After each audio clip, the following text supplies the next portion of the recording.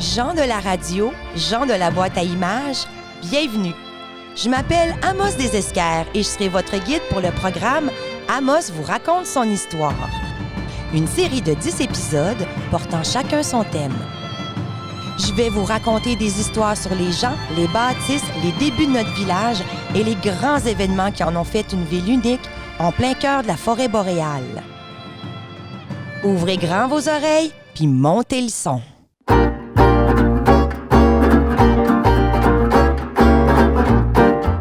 Bienvenue à tous à la maison, en balado, en voiture, à vélo, dans le podcast Amos vous raconte son histoire. Aujourd'hui, la scène des moulins assis, tirée du circuit Amos vous raconte son histoire. Toujours avec l'auteur du circuit, Véronique Filion, scénariste, conceptrice, directrice artistique, metteur en scène, grande complice et cofondatrice des productions du Raccourci en 2002. Bonjour Véronique. Bonjour Bruno Turcotte, mon cher co-animateur du printemps.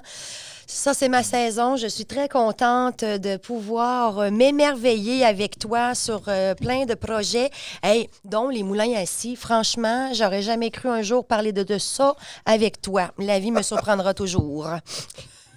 Ben content de t'avoir avec nous. Et aujourd'hui, pour s'enfoncer dans la dense forêt de l'industrie forestière, on a nul autre que Geneviève Dubé avec nous, archiviste à la Société d'histoire. Bonjour Geneviève. Bonjour, bonjour. Salut Geneviève. Comment ça va? Ça va bien? Oui. Je crois qu'elle aime le printemps, elle aussi. Oui. Ben tant mieux, tant mieux. Puis écoute, est-ce que les projets avancent bien au niveau de la Société d'histoire? Oui, très bien. On avance assez bien dans on défait les boîtes, on reconstruit le centre d'archives. On va être bientôt capable d'accueillir beaucoup plus de gens. Good. Ben, selon les restrictions sanitaires, bien sûr. Mm-hmm. Bon, ben, on vous le souhaite que les gens viennent en grand nombre pour vous voir, pour apprendre plus sur l'histoire en Abitibi. Et venir consulter des tonnes de documents d'importance que tu ne peux pas retrouver à la bibliothèque ou en ligne. Il faut vraiment prendre ses jambes puis aller directement à la Société d'histoire qui est en bas de la Maison de la Culture. Et là, tu as vraiment accès à des registres de mariage, de village, à des livres d'archives, des vieilles photos. Ils ont plein de trucs de numérisés. Sérieux, la plupart des gens savent pas qu'on peut y aller, mais c'est vraiment un genre de mini-musée de notre histoire. Ça vaut la peine. Puis là, il y a Geneviève qui est là. Vous pouvez poser toute question quand vous cherchez quelque chose. C'est sa spécialité. J'invite tout le monde à aller à la Société d'histoire quand ça va rouvrir. Oui. Ben, excellent. Alors, je tiens à remercier, avant de rentrer dans le vif du sujet, tous nos partenaires qui rendent possible la production de cette émission, dont, entre autres, la Ville d'Amos, à travers son programme de soutien financier aux projets culturels en collaboration avec le ministère de la Culture et des Communications du Québec. Et je prends un petit instant pour vous demander une faveur à vous, chers auditeurs, comme je le fais chaque semaine. Donc, sur Facebook, vous savez que l'algorithme de Facebook a changé depuis quelques années. Donc, pour que notre vidéo, que notre podcast soit vu davantage, on vous invite à aller mettre un commentaire sous la vidéo, liker, faire un cœur, écrire comment vous trouvez Véro cute ou... Non, on ne rentrera pas là-dedans, Bruno. Ben non, en tout cas, ou juste dire bravo, oui. Ou juste dire Colin, pourquoi... Et ça permet finalement, avec l'algorithme, si on met un commentaire, d'être plus visible, c'est ça? Exactement. Et puis, ben écoutez, puisque c'est gratuit, c'est un petit service qu'on vous demande en échange pour que le plus de gens puissent apprécier le podcast et l'histoire qu'on y raconte. Alors, pour nous, c'est très important. Et je vous invite évidemment à ne pas oublier d'aimer toutes nos pages Instagram, Facebook, YouTube et partager tout ça en grand nombre. Et aussi vous inscrire sur le Spotify ou Balado Apple. Ça nous fait plaisir. Puis laisser un petit commentaire aussi. On va toujours essayer de vous répondre le plus rapidement possible. Sinon, je vous rappelle que vous pouvez écouter tous nos épisodes de tous les podcasts d'Amos vous raconte son histoire sur notre page Internet amosvouraconte.com.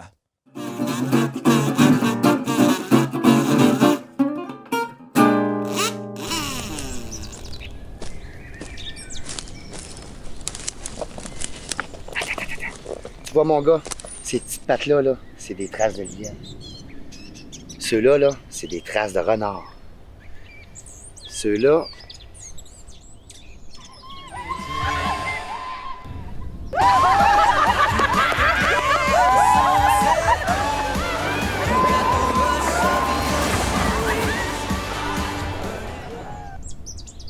C'est quoi cet animal-là?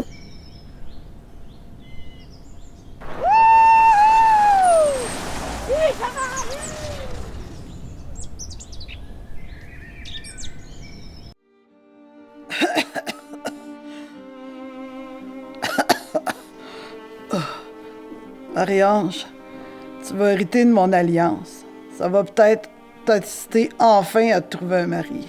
Mais ma, j'ai juste 17 ans. Compte-toi chanceuse.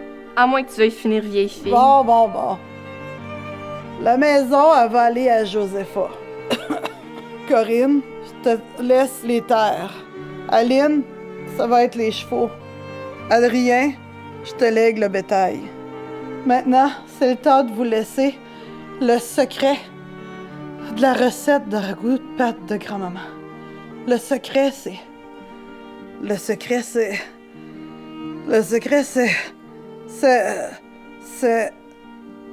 non, c'est pas ça la façon de dire. Oh non!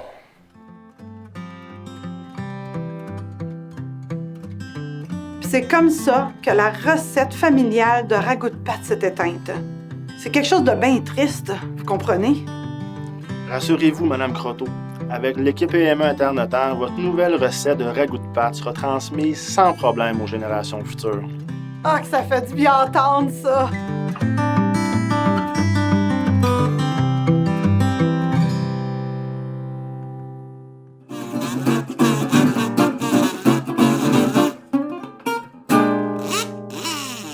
Dès le début du mouvement de la colonisation du Nouveau Monde, on stimule l'économie des colonies anglaises avec l'exploitation des ressources naturelles, dont entre autres avec la forêt et son bois.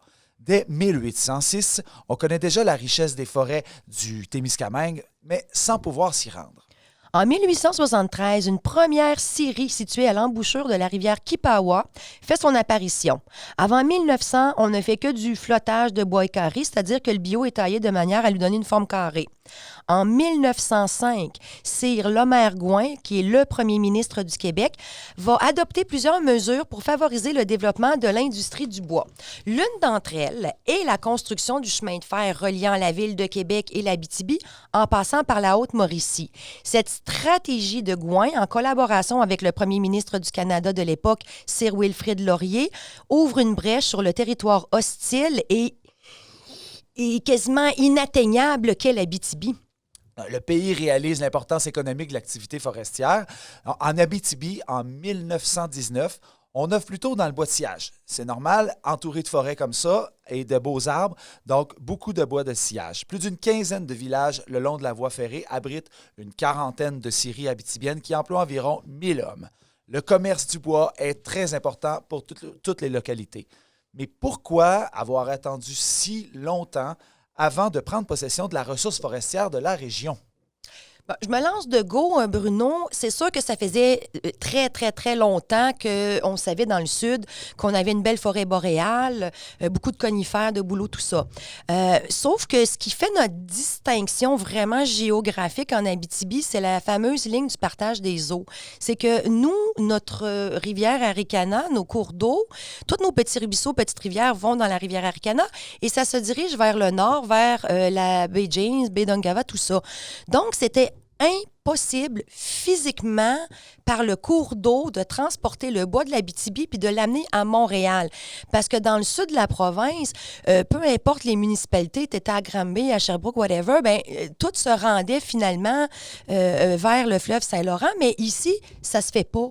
Donc, il fallait trouver une façon de passer le bois autrement que par les cours d'eau, ce qu'on faisait à peu près partout au Canada. Les rivières et les scieries, ça marche ensemble. C'est toujours, une scierie est toujours construite à côté d'un cours d'eau. Mais en Abitibi, c'était pas possible. Il fallait attendre, dans le fond, une avancée technologique qui est le fameux chemin de fer pour dire, écoute, si on peut pas passer par la rivière, on va se faire un chemin. Est-ce que j'ai raison, chère Geneviève? C'est pas mal ça, parce que c'est sûr que, comme vous l'avez mentionné, vous deux ensemble, c'est l'arrivée du chemin de fer qui a permis le transport du bois, mais aussi les cours d'eau pour le flottage du bois. Mm-hmm. D'où le fait que quand on regarde des anciennes photos d'archives, on voit justement que la rivière Arikana est pleine de bio de bois. Là. Ah oui, hein, il y en avait. Tu n'allais pas nager dans la rivière. Non. C'était... il y en avait déjà plusieurs dans le vieux Amos. Puis c'est plein de bio. Là. C'est incroyable. Ça arrivait des lacs plus hauts que Wagama ou Pressac, puis La Motte, puis ils amenaient ça à Amos? Oui, par système de flottage. OK. À un moment donné, ça s'est mécanisé avec un bateau qui aidait Ouais. le transport, mais il n'y avait pas de draveur. Non, OK, parce que le courant est assez fort ou c'est pour ces raisons-là? Non, je pense que c'est le fait que... Mais les draveurs, dans le fond, là, c'est pour passer les rapides. Oui. Oui, Que c'est dans ça. les petits cours d'eau, ça aidait beaucoup. Puis nous, dans le fond, c'est un métier qui n'a pas vraiment existé en Abitibi. Non, parce que comme la forêt était vierge, tu n'avais pas besoin de faire des kilomètres et des kilomètres pour couper ton bois puis le sacrer direct dans la rivière.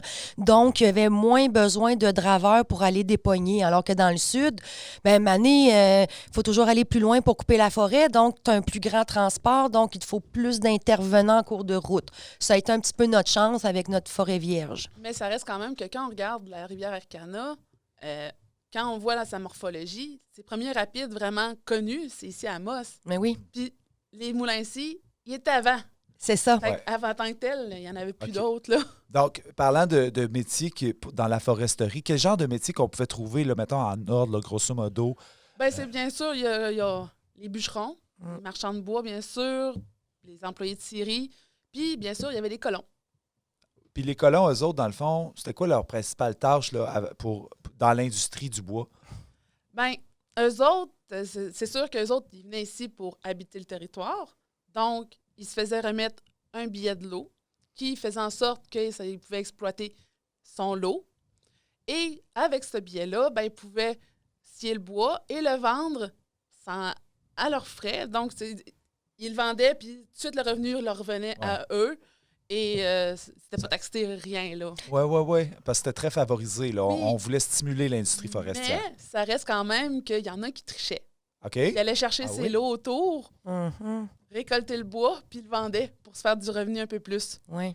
Parce que, tu sais, pour les Ça, premiers y a plus- colons, y a- c'était souvent leur première source de revenus. Là. Je veux dire, tu n'avais pas encore eu de récolte ou ton magasin n'était pas construit. Donc, on leur disait, ben coupez votre bois, faites votre maison, votre grange, puis ce qui est en surplus, transporte-le comme tu peux à la scierie la plus proche, puis vends-les. Fait qu'en effet, ça devait être tentant d'aller en chercher un petit Ça, peu mais, partout. mais on parle-tu des lots qui n'étaient pas distribués encore? Quand tu dis Ben, ou c'était le lot d'un voisin puis que lui, il ne s'occupait pas de sa forêt?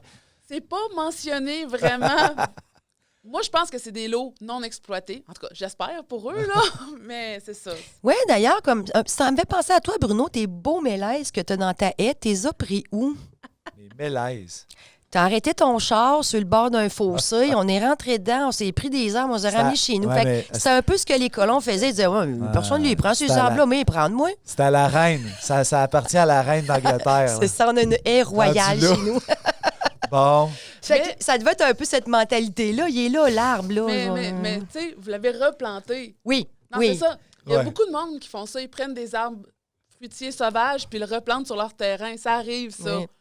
C'est ça, c'est Mais pour la vie, ça, c'est- pour distribuer la Mais vie. c'est ça. C'est replanté. Là, c'est pas replanté. Non, Ils non. coupaient Ouais, puis il vendait. ching-ching, là. Oui. Il ramassait l'argent. Fait que sinon fait qu'il n'y avait pas tant de spécialistes que ça. Non. En tout cas, pas dans ce que j'ai réussi à trouver dans mes recherches. là. OK? Puis les chantiers, là, tu parlais des bûcherons, ceux qui sont en bas de l'échelle. là. C'est vraiment ceux qui faisaient de l'abattage. Ils partaient encore. Il y avait des chantiers un peu partout. Ça se passait beaucoup l'hiver. Hein? Oui. Donc, parce que l'été, dans le fond, les hommes devaient s'occuper de la ferme et tous les autres travaux. Fait on a connu ça en Abitibi, là, des gros chantiers. Puis c'était pas du luxe. Hein? De ce que j'ai lu de certaines descriptions, là, c'était des conditions assez misérables. C'était très rudimentaire. Vraiment, là. Vraiment, c'était une cabane en bois. Ben, veux pas, on est dans le bois. Ben oui. Et les repas, c'était principalement des fèves au lard. Tu sais, tout ce qui était très nourrissant, mais et très calorique. Sais-tu si c'était quand même payant d'être un bûcheron? Est-ce que Oui. c'était quelque chose quand même que tu pouvais faire vivre ta famille? Quand même. C'est Ouais. pour ça qu'on entend beaucoup parler de ceux qui partaient dans le Nord, justement, pour le bois. Parce que c'était très payant. C'était beaucoup plus payant que de travailler dans une usine en tant que telle. OK. Donc, c'est encore plus payant d'être un bûcheron que de... Ben là, Ouais, ici, on ça- n'avait pas beaucoup d'usines non plus. Là, Ça mais- dépend de quelle usine Oui. aussi. Mais là, mettons, on parle, exemple, le gars, il habite à Montréal ou. Puis là, il partait 6 mois pour faire le bois dans le Nord, c'est ça? Ben, souvent, comme Montréal, vu que c'est une grande métropole, ben, à l'époque, c'était quand même une grande ville, c'était le manque de main-d'œuvre. Ouais. Tu sais, ben, le surplus de main-d'œuvre, je devrais Oui, c'est dire. ça. Fait que les gens, au lieu d'attendre de se trouver un contrat, ben, ils savaient que dans le Nord, ils pouvaient aller. Fait qu'on a eu. On a eu des étrangers, disons, là, qui ne venaient pas vivre ici. Des fly-in, fly-out. Oui, je pense que ça avait déjà commencé à Fly-in, l'époque. 6 mois, fly-out. Excellent. Là, je regarde ici notre Emery Sicard, le costume d'Emery Sicard qui est là, qui est un personnage qu'on va y revenir tout à l'heure d'ailleurs, parce que c'est un peu autour de lui que tourne la scène d'Amos vous raconte qu'on va vous jouer aujourd'hui. Dans le monologue, il parle des marchands de bois. Oui. Les marchands de bois, ils habitaient en Abitibi, eux autres? Ils travaillaient pour des forestières? J'ai pas réussi à trouver vraiment c'était quoi la définition des marchands de bois dans la région. Parce que ça avait l'air d'être plus des entrepreneurs, justement, qui venaient voir les scieries pour dire « Bon, ben je marchande, je t'achète tant de lots de bois. » Mais est-ce qu'il y en avait ici? J'ai pas trouvé de traces. Désolée, j'aurais voulu, mais... Est-ce que c'était un métier ou c'était juste une façon de parler, finalement? C'était pas le bûcheron, c'était pas le propriétaire du moulin assis, c'était comme un autre instance. C'était un trader, dans le fond. Oui, peut-être. Un trader, c'est lui qui négociait probablement pour des grosses industries, peut-être dans le sud, qui partaient avec le bois, puis il gérait le train, puis tout ça. En tout cas, c'est ce que j'en déduis selon Mm-hmm. que j'ai lu. On va en apprendre à peine plus tantôt en écoutant Emery Sicard. Mais tu parles d'Emery Sicard, lui était propriétaire d'un moulin assis, mais l'hiver, il y avait justement des chantiers d'organiser sur d'autres lots. Donc, sa femme tenait la business en ville, mais lui, il montait avec ses hommes, puis il partait là justement une couple de semaines, de mois, pour aller faire, j'appelle toujours ça une récolte de bois, là. Hein? Une coupe. Non, mais ça, c'est comme un navet, là, ça pousse, tu le coupes, puis tu le manges pas, mais... Cueillette. Une récolte. Écoute, on fait tout. Après ça, avec le bois coupé, on fait pas juste se le vendre. On fait d'autres choses avec ça. Fait que là, tantôt, on parlait de bois d'œuvre, mais qu'est-ce qu'on faisait, entre autres, avec le bois? Bien, c'est sûr que, comme on dit, bois d'œuvre, bois de sillage, ça commence par le bio, bien sûr. Après ça, il est retransformé. Au début, ici en Abitibi, principalement, c'était en poutre ou en madrier pour aider à la construction, bien sûr, des maisons. Après ça, ben, c'est devenu des planches. Il faut bien mettre autre chose par autour.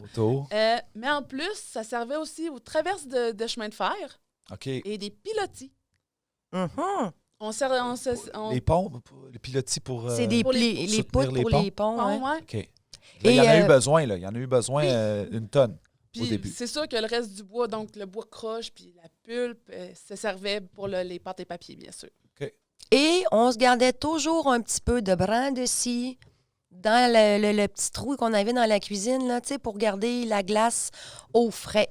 C'est un très bon isolant. Le brin de scie, c'était utilisé pour garder vraiment la fraîcheur. Ben même, c'était mis dans les murs. Oui, pour isoler. Et ce qui faisait en sorte que souvent, comme dans les grandes villes, les maisons flambaient beaucoup plus vite à cause de ça. Oui. Et on rappelle que tout le monde fumait, puis on avait les lampes à pétrole aussi. Fait que on a fait une émission sur les incendies, n'est-ce pas? Oups. Geneviève, que la boucle est bouclée.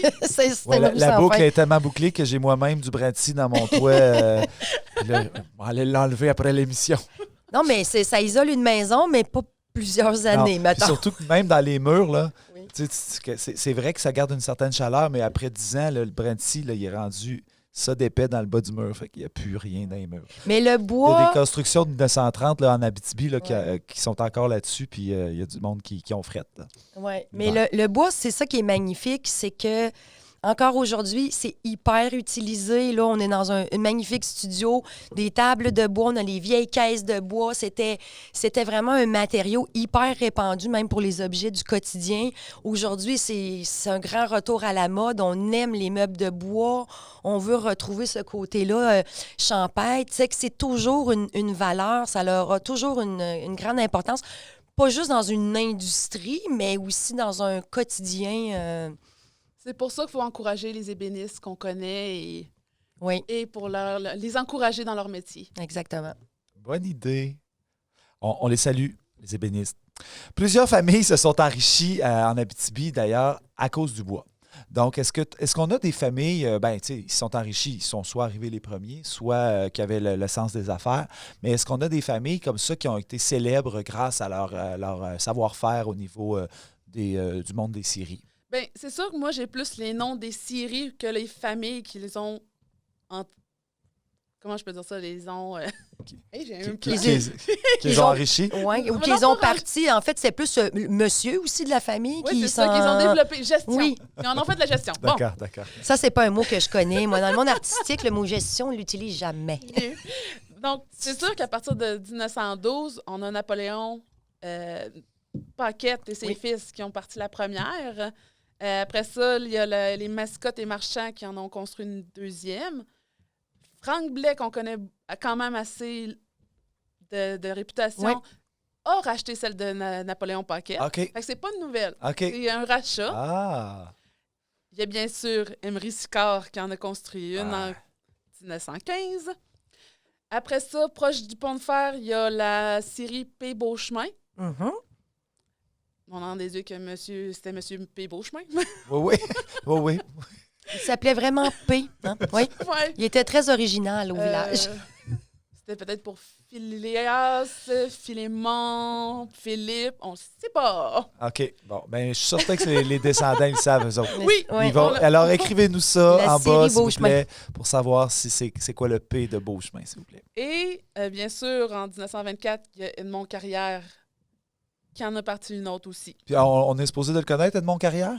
C'est quand même une des dernières séries de cette Génération-là, de cette époque-là. Ouais. Parce que bien sûr, il ne faut pas oublier la Donohue normique dans les contemporains. Là. Mais c'est ça, c'est que dans le fond, il y a eu énormément de scieries dans le centre-ville d'Amos. Oui. Puis là, il n'y en a plus aucune, dans le fond. Non. Ben, là, on en a une de retour, mais c'est pas vraiment une scierie proprement parlée comme on faisait à l'époque. Non. Donc, c'est pour ça qu'on parle de cette génération-là, parce qu'à partir de 1934, oui. il y en avait encore. Il y en avait encore, mais plus en Porto. Puis s'il y en avait encore à Amos, en tout cas, moi, visuellement, j'en ai pas dans mes archives. Puis comme Geneviève elle disait sur les photos d'archives, quand tu regardes ça, là, c'est pas un commerce qui est beau. Là. C'est pas un beau commerce qui a pignon sur rue. Fait que quand on voyait proche du pont de fer ou même le pont des voitures, plein de scieries avec la cour ouverte de bois qui vomit ça dans la rivière, puis les copeaux qui traînent, la rivière était sale, était pas belle. Ça fait pas très propre dans un centre-ville parce que là, maintenant, tu sais, c'est ça, on les met plus loin parce que c'est... Quand la ville grossit, c'est plus esthétique. On ne se sert plus de la rivière non plus pour ça parce que justement, préserver les cours d'eau, tu sais, on a tenu compte puis on a réalisé que il y avait de la vie dans ces cours d'eau-là, puis qu'il y avait du monde qui dépendait de cette eau-là. Puis le bruit, hein, parce qu'un moulin à suie, ça fait longtemps. Fait que, tu sais, en ville, ça devait pas beaucoup plaire aux habitants. Donc, toutes les industries bruyantes, finalement, on essaie de les éloigner de la population. En fait, c'est comme si on déportait les gens de la rive. Oui. Ouais. On gardait la rive pour les industries, puis le beau monde restait plus loin. Oui. Tandis que si on voit aujourd'hui, tout le monde essaie d'être sur la rive des cours d'eau. D'ailleurs, c'est le retour à la rivière à Amos, pour ne parler que de cette ville-là. Il y en a peut-être d'autres exemples à donner, mais elle est toute récente. Là. Puis encore là, c'est rare. Les gens, les maisons sont ouvertes vers le chemin et non pas vers la rivière, alors que d'habitude, on met ça en valeur. C'est quand tu navigues sur la Ricana que tu te rends compte que c'est pas vers la rivière que les gens sont tournés. Là. Par contre, autour des lacs, bizarrement, les maisons sont vers les lacs. Et dépêchez-vous parce que des lots autour de des lacs et des cours d'eau, il n'y en reste plus beaucoup. Hein?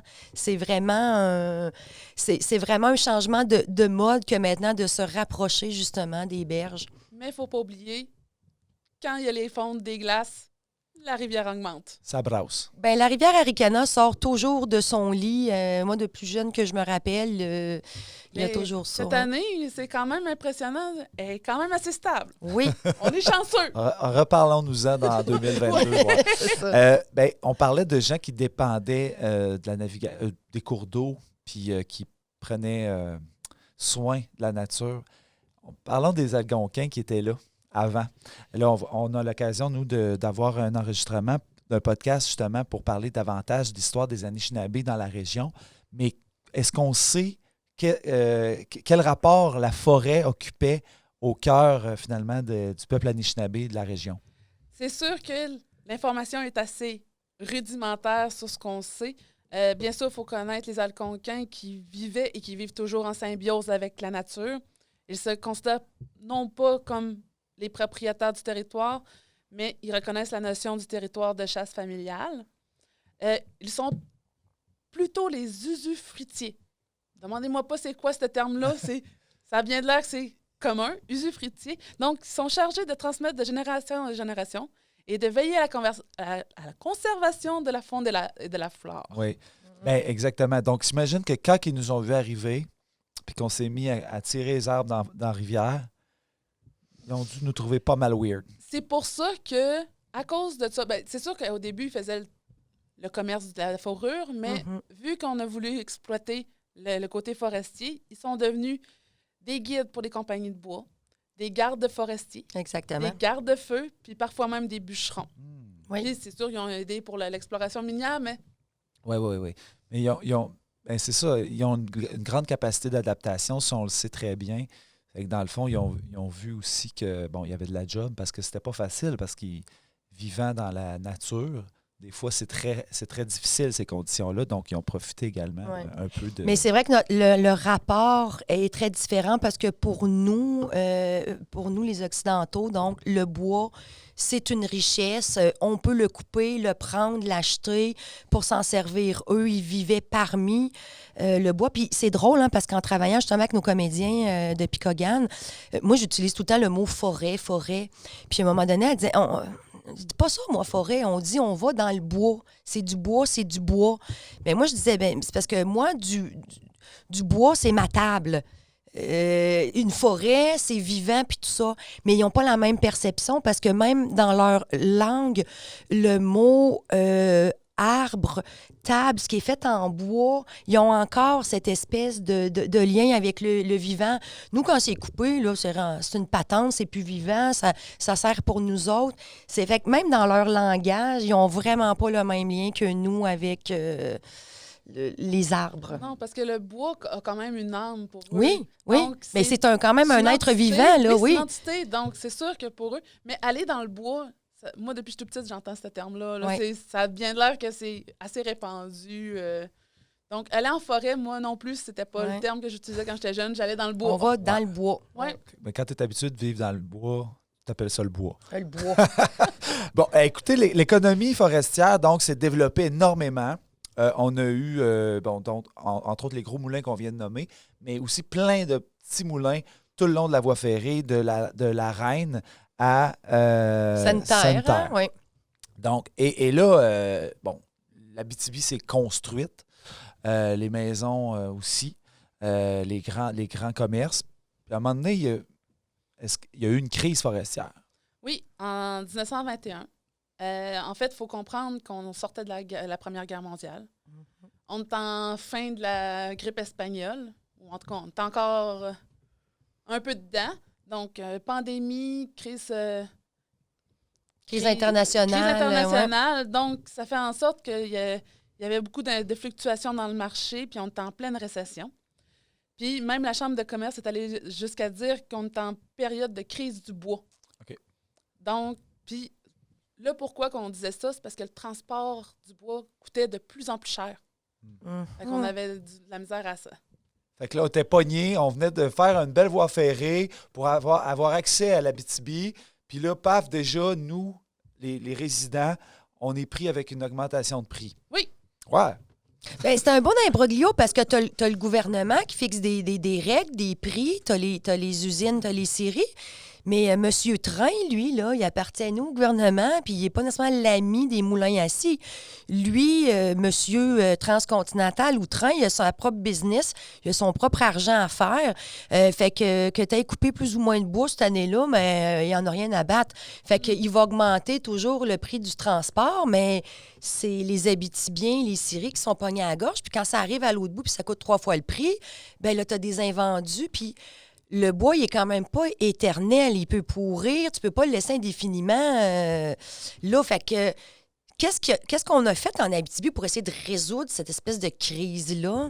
Bien, on sait que la Canadian International Paper Company, raccourci en CIP,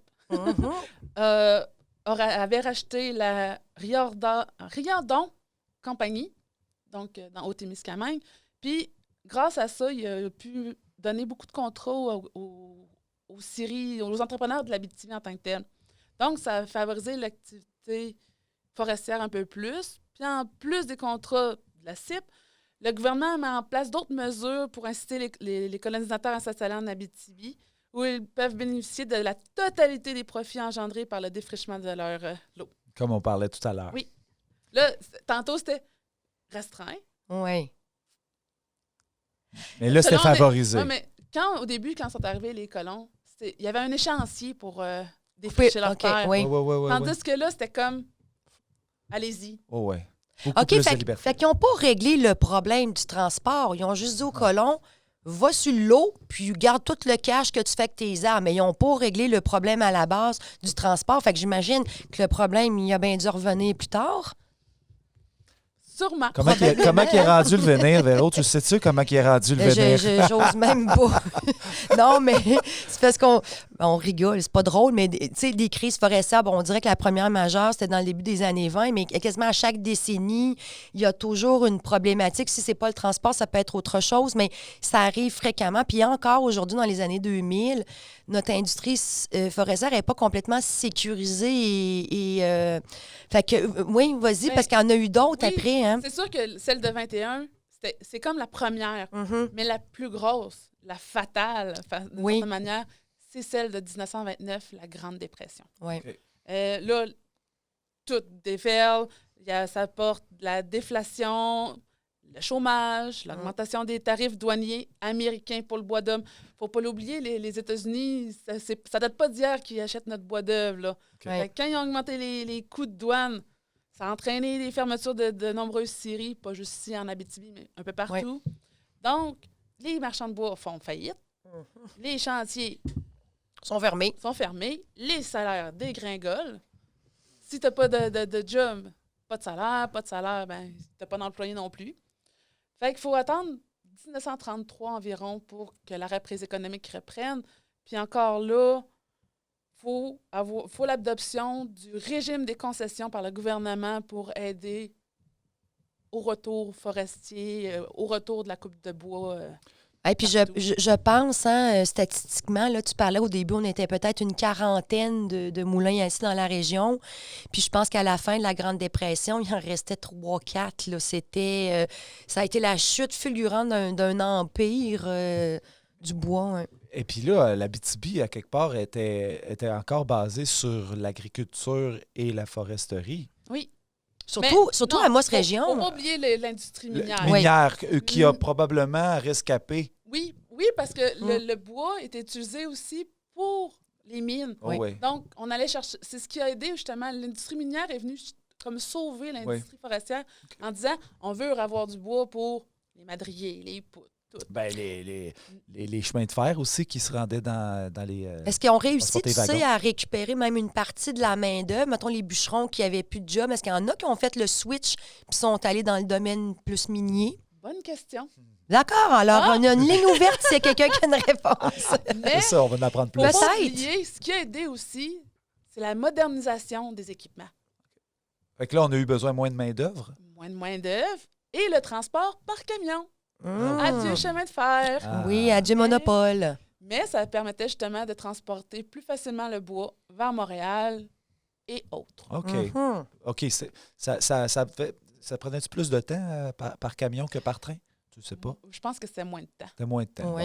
Et puis tout le monde, pour toute personne qui est venue en Abitibi, ça, c'est un incontournable, c'est suivre une vanne de bois dans le parc. Ou rencontrer les vannes de bois. Ou les rencontrer. Tu ne peux pas venir en Abitibi sans rencontrer des camions de bois.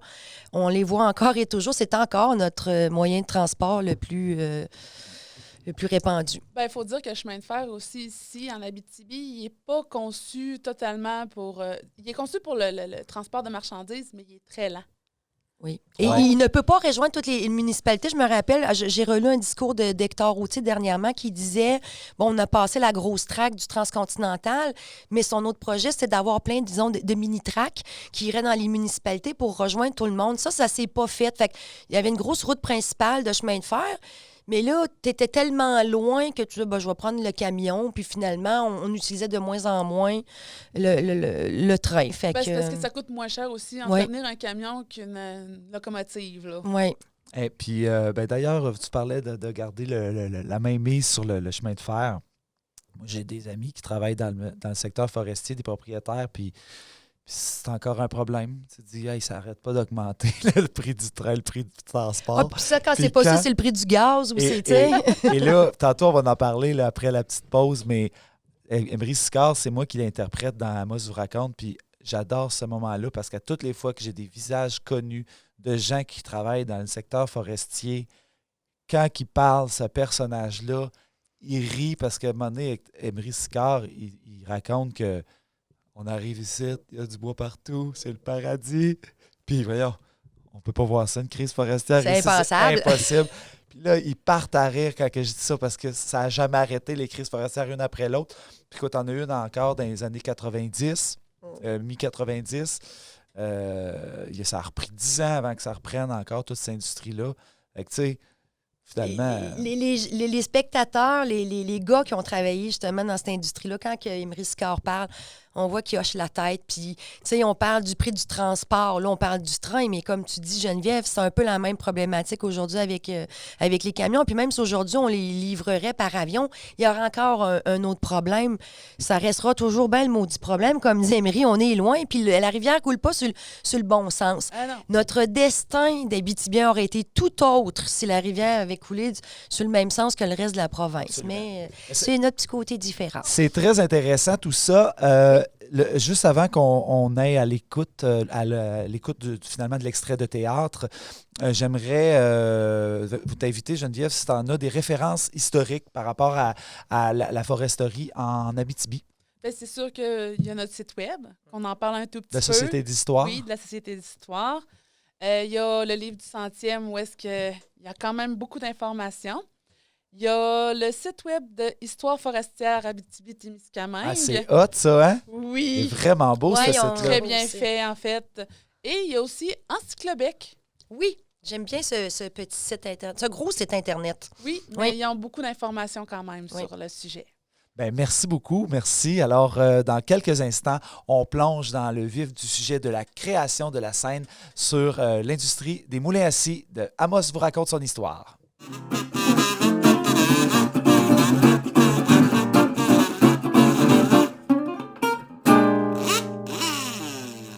Nous interrompons votre programme pour votre bloc tant attendu d'annonces commerciales. Nous tenons à remercier nos partenaires qui nous permettent de vous offrir ce programme extraordinaire totalement gratuitement à toutes les semaines. Tout d'abord, notre partenaire présentateur, Noroto Nissan, qui saura vous trouver le véhicule approprié. Noroto Nissan, un service de qualité depuis les 40 dernières années. La ville d'Amos, partenaire fondateur des circuits et spectacles Amos vous raconte son histoire. Amos, berceau de l'Abitibi, la ville de l'avenir, longée par la majestueuse rivière Arikana. Hydro-Québec, qui participe avec nous depuis près de 10 ans.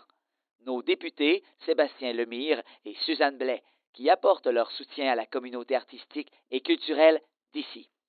Agnico Eagle, société d'exploitation aurifère en activité depuis 1957. Ressources Bonterra, à la tête de 3 projets miniers près de Lebel-sur-Quivillon. Location Amos, spécialiste en location et vente d'équipements forestiers, miniers et de construction, situé à Amos, dans un magasin fraîchement rénové. Merci à tous nos partenaires médiatiques. Médiaté, fier de participer au contenu créé par des gens d'ici, bien de chez nous. TVA et Nouveau Abitibi. Capital Rock et Wow FM, propriété de Cogeco Média.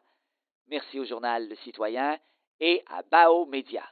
Une mention également pour NIAC, spécialiste en hébergement web, développement de sites et d'applications qui offre des outils technologiques à toutes les entreprises. Merci à Protec, au centre du camping d'Amos et La Sarre et à Canadian Tire pour leur participation financière à notre projet. Merci de les encourager, puisque c'est grâce à eux que vous pouvez en apprendre davantage sur votre histoire. Bon programme!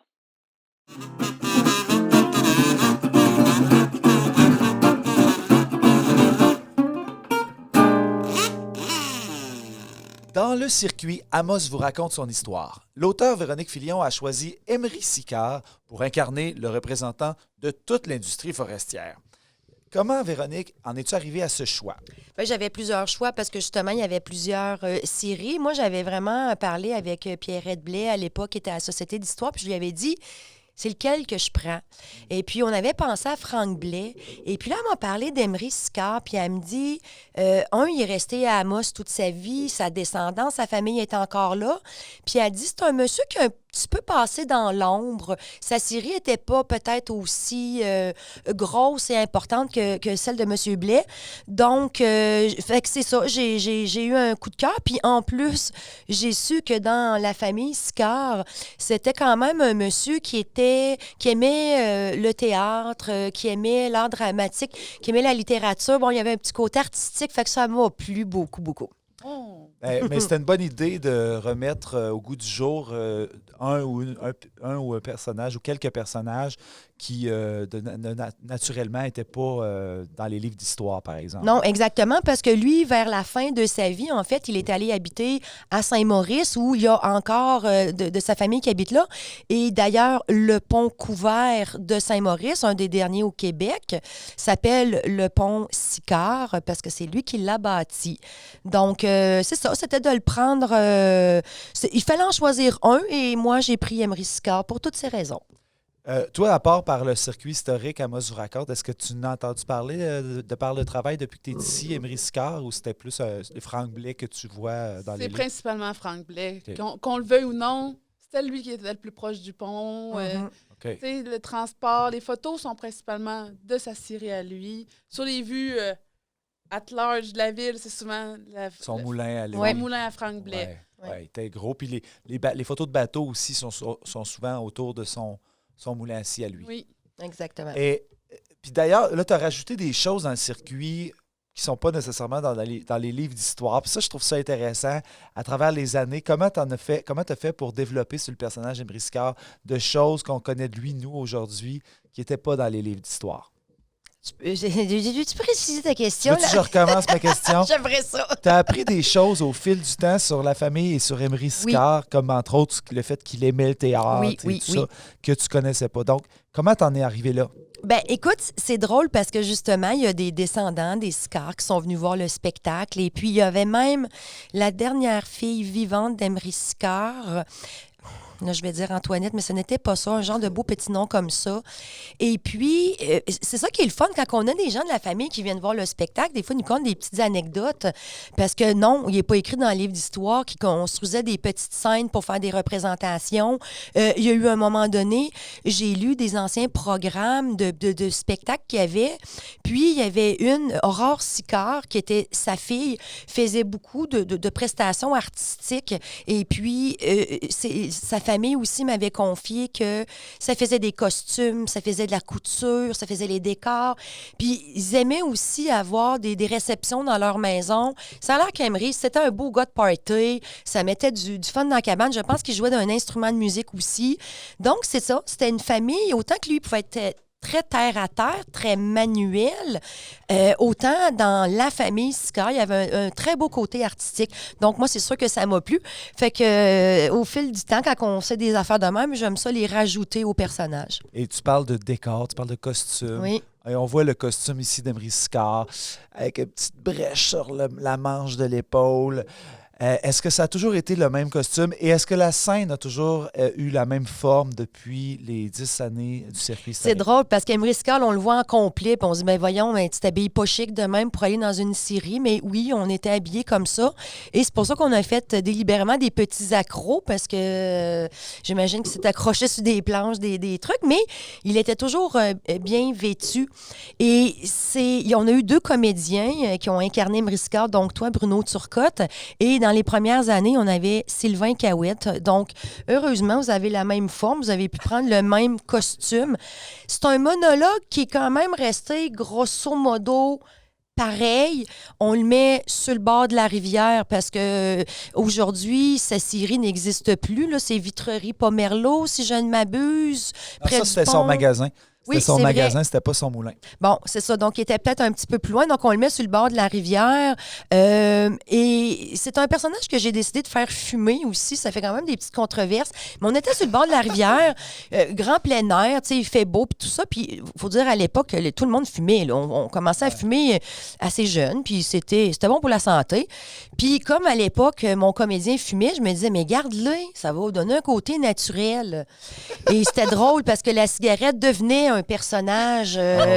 Oui, mais il y avait des gens, on avait déjà passé la loi qu'on ne pouvait plus fumer. Fait il y avait certaines personnes que ça incommodait.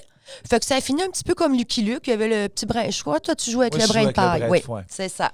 Mais on était sur le bord de la rivière Aricana, pas loin des rapides, puis tout le monde sur des billes de foin. Fait que il y avait un côté très naturel. On voulait donner l'impression qu'on était sur le bord de la berge de la Syrie, puis tout ça. Mais c'est vrai que Sylvain, tu parlais du personnage de la cigarette qui est un personnage en tant que tel. Des fois, il s'étouffait avec sa puff. Des fois, on regardait si la cendre allait tomber, puis on n'écoutait plus ce qu'il disait parce que tout le monde regardait quand est-ce que la cendre allait tomber. Il allait-tu l'écraser? Puis, écoute, puis bon, c'est un fumeur naturel, fait que c'était super bien intégré. Puis, des fois, les gens disaient... Ben là, Amos, lui, il fume. Je suis là, normalement, tout le monde aurait fumé dans le spectacle si j'avais voulu être réaliste. Mais là, on a choisi juste un. Ouais, c'est vrai, parce qu'on situe le spectacle en 1915, 1920. Fait que après ça, il a arrêté de fumer. À un moment donné, il y a une année que j'ai recommencé. T'avais pas aimé ça. C'était pas de ma faute. Non, c'est ça. Ça reste quand même qu'on n'a pas de photo d'Emery Sicard. Non. Non. Okay. J'en ai vu une. C'est vrai. Je dois dire qu'on a eu la chance d'avoir rentré en contact avec la famille Sicard pour un événement assez particulier. Et Bruno va décrire un petit peu ce qu'ils ont demandé, mais la famille avait justement fait un genre de petit document où une des filles racontait la vie de ses parents. Et je crois qu'il y avait une photo et ils sont quand même assez âgés. Non, ne t'inquiète pas. C'est déjà envoyé à la Société d'histoire, Geneviève, parce que c'est vraiment un beau document qui nous raconte les premières années de Emery et de sa femme Hélène. Ils sont allés aux États-Unis essayer d'avoir une plantation. Ça n'a pas marché, ils sont revenus. Ils se sont impliqués dans différents trucs. Il y avait une belle grande maison. Sa femme était très impliquée. Donc, c'est un super beau document qui nous raconte toute la vie de leurs parents. Et là, il y avait une photo.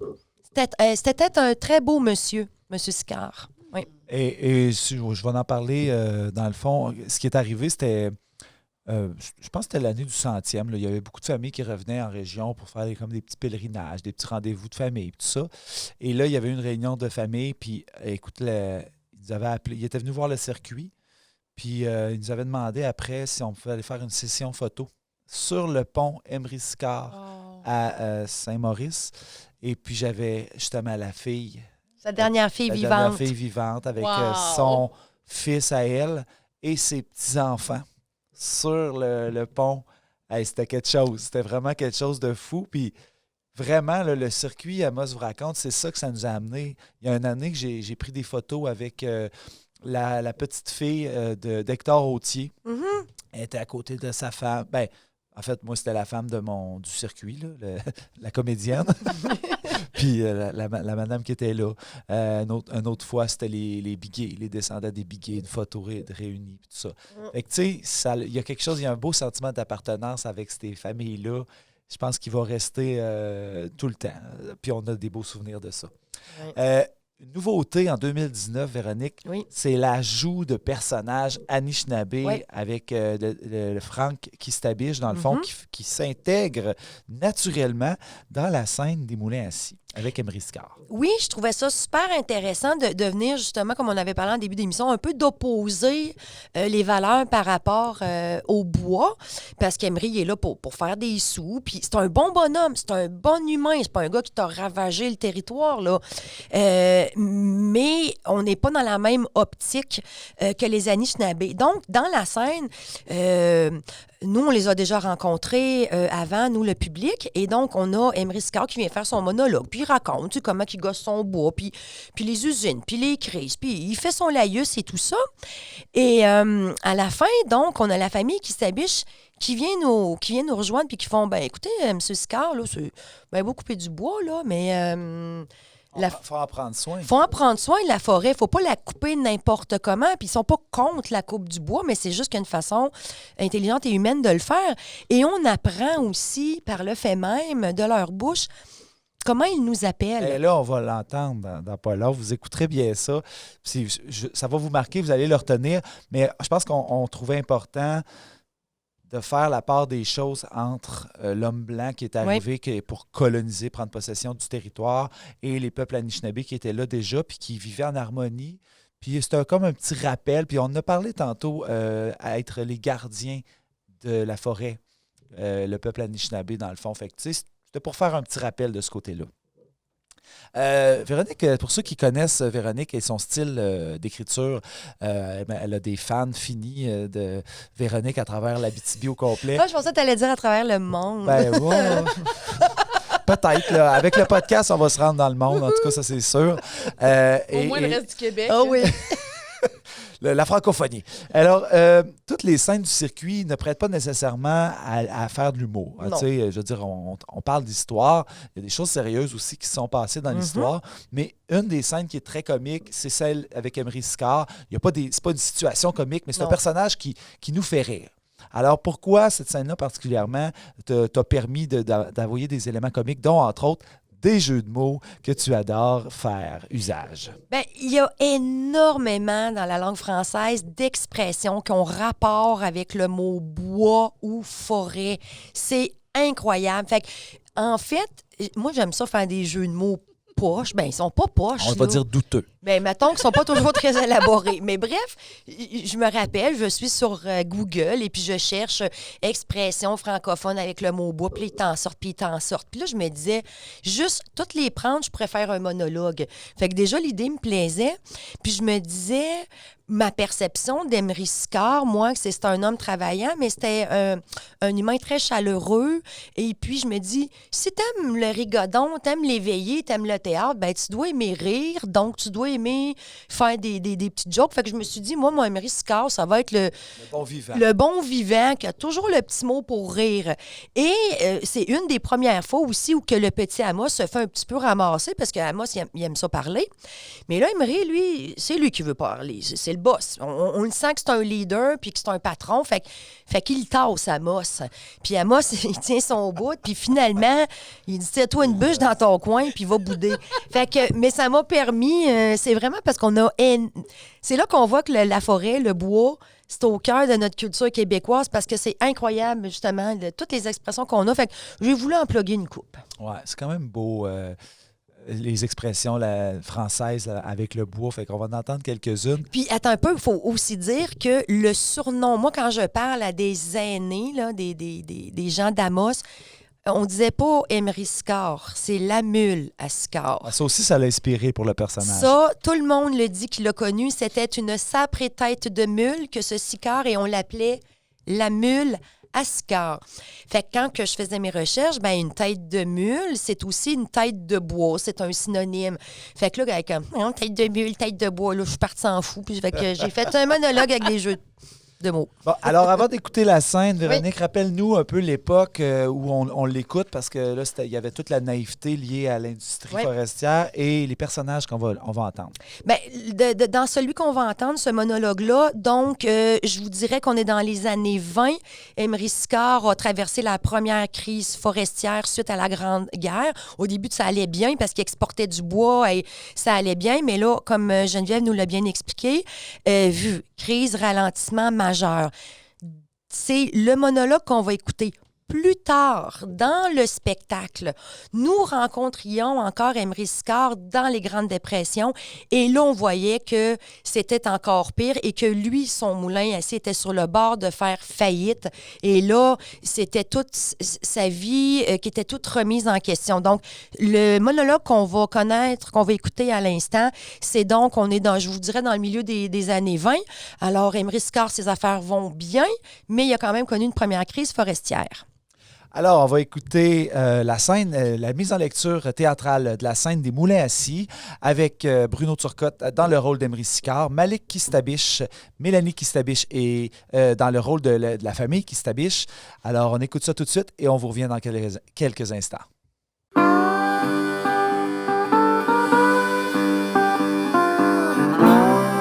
Le développement d'Amos dans les premières années repose sur la construction du chemin de fer et la navigation, les mines, mais aussi l'industrie du bois. Il y a beaucoup d'industriels, de contremaîtres, de forestiers qui viennent s'établir ici pour la forêt. Lui, c'est Emery Sicard. Il est propriétaire d'un moulin à bois. Ouais, c'est bien mieux qu'un moulin à parole, hein? Hein, jeune? Hey, j'ai la langue bien pendue, M. Sicard, mais c'est pas une langue de bois. Une chance? Est-ce que ça nous ferait une belle jambe? Une jambe de bois? Bon, j'aimerais ça que vous nous parliez de votre moulin puis de pourquoi c'est faire que vous êtes rendu ici, là. Ouais, hein? Mais je t'avertis, là, on n'est pas sorti du bois. Ah, ça suffit les jeux de mots, vous êtes bien têtus. Pas pour rien que tout le monde vous surnomme la mule à Sicard. Bah, une tête de mule, c'est comme une tête de bois, ça, puis je trouve que blasphème, le surnom me va bien. Oui, mais pourriez-vous, s'il vous plaît? Regarde, tire-toi une bûche, jeune, là. Ah. Bon, moi la raconter mon histoire. Au début, là, c'est Maurice Bénard qui m'a fait venir ici pour que je construise son magasin général. Le premier, en 1912.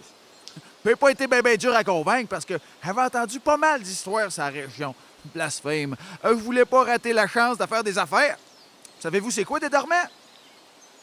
Ben, je vais te le dire. C'est des madriers de bois placés entre les rails. Ben, quand ils construisaient le chemin de fer national transcontinental, il y avait besoin de dormants. Fait que j'ai vu là une occasion de faire fortune. Je le sais, moi, puis je suis pas tout seul à le dire, que l'industrie forestière, c'est l'avenir. On a besoin de bois pour le train puis pour la construction.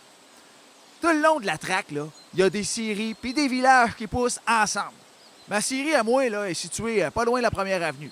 Celle de mon chum Frank Blais, là, la sienne, là, est proche des rapides. Bien, à nos deux, on couvre toute la rive est, des rapides jusqu'au chemin de fer. Dans les alentours, là, il y a environ une quarantaine de grosses scieries. Ça, c'est sans compter de petites shops. Puis il y a et tout une quarantaine de commerçants de bois. Eux autres, là, ils parcourent la BTB pour acheter, non pour vendre pour les compagnies étrangères. Ben moi, je le sais, là, puis je suis pas tout seul à le dire, que la prospérité ici, ça passe par le bois. C'est l'abondance des ressources. Puis le monde, comme les industries, ben, ils ont besoin de bois. Bon, dans les petites shops, les colons apportent le bois qu'ils ont coupé sur le lot pour faire la planche, puis les madriers, pour construire la maison. Le surplus, il est revendu à la shop. Ça lui fait un petit bois de laine. Il y en a pas mal et tout qui travaillent dans les scieries. C'est pas mal plus attrayant pour un colon d'avoir une job que juste de vivre la terre. La terre, ça prend du temps avec que ça rapporte. Si ça rapporte, tandis qu'une job, ça paye tout de suite. Moi, elle le sais. Puis je suis pas tout seul à dire que c'est bien plus facile de faire de l'argent avec le bois qu'avec la terre par ici. Puis ça, Hector Autier l'a bien compris. On s'est bien assez vite rendu compte que le gel, là, il venait pas mal vite en automne, hein? Et que l'agriculture pourrait pas remplir toutes ses promesses. Fait qu'Hector m'a prêté 50 000 piastres, hein, une somme colossale, pour mettre en place une scierie qui allait faire travailler le monde. Ma scierie, c'est la Sicard Lumber. C'est une grosse scierie. Je dirige mes propres chantiers, puis j'exporte sur tout le marché canadien, puis même mondial. La Grande Guerre, là, ça a fait bien des ravages dans les Europes, là. Ben, nous autres, ici, ça nous a permis de faire un boom. Toutes les industries participent à l'effort de guerre. Pas à la guerre, là. Non, c'est pas ça que je dis. Force est d'admettre que la fortune nous a souri à cause de leur chicane. Ben ouais, faut toucher du bois pour que ça continue, hein? Ouais, ça, la guerre? Ben non, la prospérité forestière. Hé, t'es comique, toi! Blasphème. Veux-tu bien me dire qu'est-ce qui pourrait arriver pour que la croissance s'arrête? Ben là, maintenant, la guerre, elle va bien finir par finir. L'Europe, elle va se reconstruire après les bombardements. Mais là, quand tout va être reconstruit, c'est sûr qu'il va avoir moins besoin de nous autres puis de notre bois. Ben, ça va ralentir, là, notre exportation, c'est sûr. Mais le problème, c'est pas la guerre, le jeune. Le vrai problème, je le sais, puis je suis pas le seul à le dire, c'est que le transport, ça bloque à cause du transport, puis du coût du transport surtout. Ben, la rivière Aricana, là, elle coule vers le nord, hein? Fait que pour exporter en dehors de la région, ben on dépend du train. Je le sais, moi, puis je suis pas le seul à dire que c'est jamais bien bon en affaire de dépendre de qui ou de quoi que ce soit, surtout pour des matières premières. Mais inquiétez-vous pas, là, je le sais, moi, puis je suis pas le seul à le dire qu'une crise forestière ici, là, c'est impensable. Non, l'essor, elle va continuer parce que la richesse est partout autour ici. Hein? Ben, c'est quand même plate à dire, mais je pense que vous n'êtes pas sortis du bois parce que l'industrie forestière, c'est loin d'être solide comme un chêne. Je disais donc, blasphème, avant que tu m'interrompes, que la richesse est partout autour. Du bois, il y en aura toujours. Quoi, M. Sicard? Ah ben, salut, mon Frank. T'as bien raison, la richesse est partout autour. Le territoire est immense. Mais c'est une grave erreur de penser que ça va être là pour toujours. La nature, c'est pas un droit acquis. C'est un privilège. Mon peuple, là, est le protecteur de la terre. Puis on va s'assurer que tout se fasse dans le respect. La terre-mère n'appartient pas aux Wamitigouji. Hein? Les Wamitigouji, ça veut dire les abatteurs d'arbres. C'est comme ça qu'on vous appelle. Hey, si boulot, M. Sicard, vous venez de vous le faire dire, hein? Blasphème. Ben moi, je fais pas rien que les couper, les arbres, là. Je les aime et tout, là. Ben c'est vrai, j'aime tout le bois, moi. Le couper, le sécher, le planer, le gosser. Je le sais, puis je suis pas de seul à dire. Je suis pas mal habile de mes mains. Je fabrique des meubles, des décors, puis même des instruments de musique. J'ai construit pas mal d'édifices au village, là. La gare, le premier moulin pour fournir l'électricité, le premier système d'aqueduc pour avoir de l'eau courante dans les domiciles, la maison de campagne d'Autier, la banque de Schlaga, le presbytère, les bas de l'église, la chapelle-école, puis j'en passe. J'ai toujours un tour dans mon sac pour toutes sortes d'idées de production de quoi que ce soit. Je suis assez obstiné. Ouais, ça doit être pour ça que tout le monde vous appelle la mule à Sicard.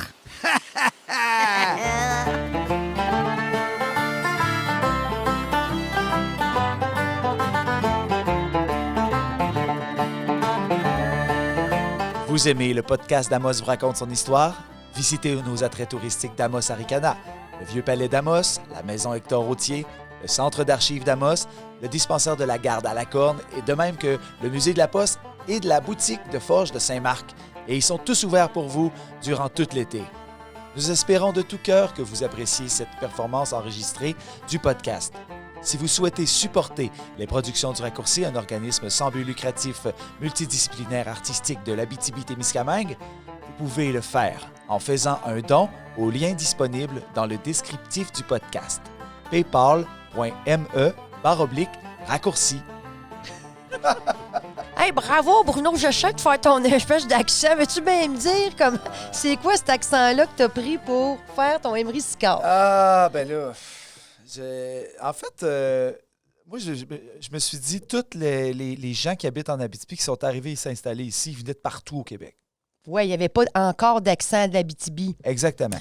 Puis, étant moi-même beauceron, j'ai côtoyé beaucoup de gens qui ont des accents assez prononcés, merci.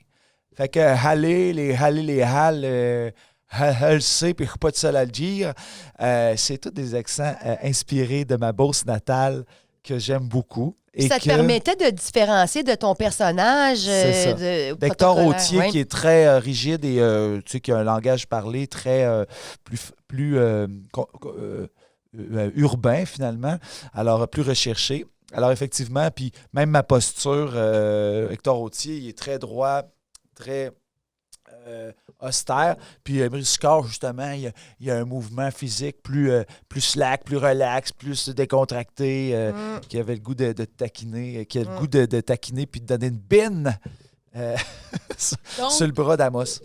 D'un côté, l'aristocrate et le bon vivant. Exactement. L'ouvrier et le bureaucrate. Puis quand tu joues aussi deux personnages dans la même pièce de théâtre, pour le public, c'est bien plus intéressant d'avoir une franche distinction entre les deux acteurs. Puis personnage. Puis moi, comme acteur, ben je m'amuse 2 fois plus parce que j'ai vraiment 2 palettes de couleurs différentes. Donc, c'est pour ça, le petit beauceron. Non, c'est bien. Puis dans l'extrait qu'on a entendu, on parlait de l'industrie du bois, mais effectivement, Emery Sicard a beaucoup participé à la construction énormément d'édifices dans la ville d'Amos. La gare, bon, elle n'est plus là aujourd'hui, mais c'est lui qui l'avait construit. On parlait du chalet d'Autier. Moi, j'avais aussi, dans le document que la famille m'a donné, 2 petites anecdotes. C'est lui qui avait fait un espèce de petit système électrique là, pour avoir de la lumière en ville.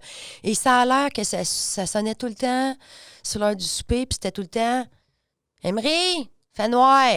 Okay. » Là, Emery partait, il montait, il allait patenter son fil sur le top de l'église, je sais pas trop.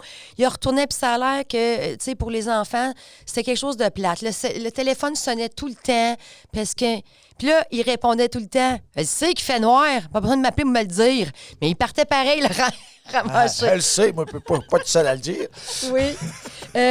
Autre anecdote. Là, il y a des familles? Non, oui, ça vient, c'est les bancs d'église, OK? Ah ouais. Dans notre scène, nous, on l'appelait les chialeux de l'église, on disait que la population était un petit peu contre le projet grandiose de l'église. En fait, il n'y a pas eu tant d'opposition, mais Emery Sicard en était un, lui, qui disait, ben voyons, pourquoi qu'on ne se fait pas une belle église en bois? On va vous la faire. Non, on veut une église à l'épreuve du feu. Puis il s'est un peu stiné avec le curé, puis le curé l'a remis à sa place. Fait que il a fait gratuitement les bancs de l'église après M. Sicard. Et ce qu'il disait, le mot d'ordre sur ses chantiers, c'est que tout le plus beau bois, c'était réservé pour les blancs de l'église parce qu'il fallait le faire sécher 2 ans de temps. Et puis, on s'est dit que c'était probablement sa façon à lui de se réconcilier avec M. le curé et d'avoir toujours sa place au Saint-Ciel. Oui. Ce qui est fort possible parce que justement, dans ce temps-là, les curés avaient bien du pouvoir. Oui. On a passé rapidement dans la scène sur la présence de Frank Kistabiche et de Betty, justement, qui arrive, tu sais, avec quand même de façon assez claire. Ils voulaient faire comprendre leur message. Bien, c'est un beau message, puis je le trouve le fun encore aujourd'hui dans nos années 2000 parce que on l'a ravagé à quelque part, notre forêt. Là. À un moment donné, au Québec, là, c'était les coupes à blanc, puis ça n'avait pas d'allure. C'était vraiment l'industrie avant le confort humain, les populations des villes. Et puis, je trouve que ce message-là, puis rappelez-vous du fameux film de Richard Desjardins aussi, qui savait créer beaucoup de remous. L'erreur boréale. Exactement. Donc, ce que j'aime aujourd'hui avec les Algonquins et beaucoup d'autres Premières Nations qui reprennent leur discours puis qui veulent se faire entendre, c'est ça, là. Là, on a un peu déconné avec notre forêt. Puis aujourd'hui, tout secteur confondu, il faut réfléchir, il faut faire la gestion durable, il faut mettre l'humain au cœur de notre développement économique. Fait que je trouve ça le fun que les Kistabiches le disent à l'époque, v'là 100 ans, à Emery, mais encore aujourd'hui, ce message-là, il faut qu'on se le répète parce qu'il ne faut pas dévaster nos ressources premières. Puis on le disait en début, un arbre, c'est pas une roche, c'est vivant, ça pousse, ça a une vie, puis c'est ça, on fait partie d'un tout. Donc, je trouve ça super intéressant de nous rappeler... C'est ton éditorial que la sacro-sainte économie, c'est pas la priorité. Non, puis l'écologie doit être au cœur de chaque décision qu'on fait. Puis nous, je le dis en tant qu'habitibienne, j'habite ici, j'ai pas envie de voir mon paysage dévasté. Oui, on a les mines à ciel ouvert, puis on fait vraiment du travail pour bien aménager ça parce que ça a un impact sur notre vie humaine, puis nous, on l'aime, notre territoire. À la défense un petit peu là, de l'industrie forestière, avec toutes les compagnies d'ingénierie et d'aménagement forestier, c'est maintenant... Ça fait partie de leur discours, ça fait partie de leur méthode de fonctionnement maintenant. Ouais. Il y a une nouvelle éducation, il y a une nouvelle génération, il y a un nouveau regard. Puis je pense que c'est un peu pour ça que je voulais que Frank et Betty Kistabiche reviennent à la fin d'Emery Sicard pour dire c'est beau faire de l'argent avec du bois, mais il faut le faire de façon respectueuse. Et bien là, vous savez maintenant qu'est-ce que ça veut dire Wémétigouji. Alors, c'est nous, les Wémétigouji. Oui. Et maintenant, mon Dieu, on a quand même eu du fun. Hey, c'est déjà terminé. C'est impressionnant parce que, tu sais, on en parlait d'entrée de jeu, en fait, en coulisses, Geneviève et moi, puis on disait, ouais, parler de l'industrie forestière, c'est pas le sujet le plus sexy, hein, mais finalement... c'était très intéressant. Oui. Ça nous touche plus qu'on pense, finalement, l'industrie de la forêt. Ça nous touche tous, en fait. Oui, en tant qu'Amos. Surtout à Amos. En fait, il ne faudrait pas devenir comme les Européens et avoir juste des terres plates. Il faut comprendre qu'en Europe, c'était boisé comme ici. Là. Puis quand on regarde les paysages, c'est bien beau, mais ils n'ont pas de forêt. Non. Et quand je suis arrivé à Amos, c'était en 2001 quand même, il n'y avait pas d'arbres presque en ville. Les parcs, il n'y avait que des arbres dans des parcs, deux, trois petits bois qui avaient été laissés, disons, pour qu'il y en ait un peu en ville. Puis je vous dirais que depuis 2004-2005, il y a eu beaucoup de replantations, aménagements. Puis la ville a l'air vraiment plus feuillue, plus verte. Fait que c'est vraiment agréable dans un milieu urbain. Mais également, on a accès à tous ces bois autour. Là, puis c'est que quand on veut se ressourcer, surtout en ces temps de confinement. Ça dépend. Quand on est allergique au boulot, ça va mal. Oui, moi, je souffre d'allergie. Et je vous dirais aussi, n'allez pas dans le bois au mois de juin. Non! C'est vraiment pas nécessaire. Allez donc vous promener dans le bois en hiver. Exact. Geneviève, est-ce qu'on va bientôt voir le site Internet de la Société d'histoire venir au monde? La refonte. La refonte. Ça, c'est pour quand? Est-ce que tu sais? C'est quoi les projets? En fait, on est encore à l'étude de savoir les pour et les contre, ce qu'on veut conserver dans le site web. Puis c'est sûr que suite à cette évaluation-là, on va faire affaire avec une firme pour revamper le tout. Donc, ça sera peut-être pas avant cet automne ou même peut-être en décembre. Là. Non. On se donne pareil jusqu'à la fin de l'année pour le faire. N'empêche que le site Internet de la Société d'histoire.com actuellement est très intéressant. On peut fouiller, on s'y retrouve. Ayez pas peur, on va pas supprimer tout. Là. Ayez pas peur. On va garder pas mal l'information. C'est juste qu'on va le faire plus convivial, plus facile à chercher. Merci beaucoup, Geneviève Dubé, pour ta présence aujourd'hui. Ça a été très enrichissant. Merci, Véronique Filion. Merci, Bruno Turcotte, aka Emery Sicard. Yeah. Merci beaucoup d'avoir été là. Merci aux comédiens également d'avoir participé à cet enregistrement COVID. Là, comme je dis enregistrement COVID. Tu te remercies toi-même? Mais là, c'est parce que j'ai vu mes cheveux sur l'enregistrement. J'ai dit que les coiffeuses étaient encore fermées à ce temps-là. Alors, laissez vos commentaires sur nos vidéos, sur Facebook, sur YouTube. Partagez-le, partagez notre balado. Vous pouvez le faire simplement en cliquant « J'aime ». Je vous invite aussi à aimer et partager notre page Facebook. Ou en vous abonnant sur les balados Spotify et allez directement sur la page Internet amosvouraconte.com pour toute l'information liée au podcast. Merci à nos partenaires qui nous soutiennent dans nos nombreux projets depuis plusieurs années et à vous, chers auditeurs, sans qui ce podcast et toute cette aventure théâtrale n'existeraient pas. On vous dit encore un gros merci beaucoup et à la prochaine.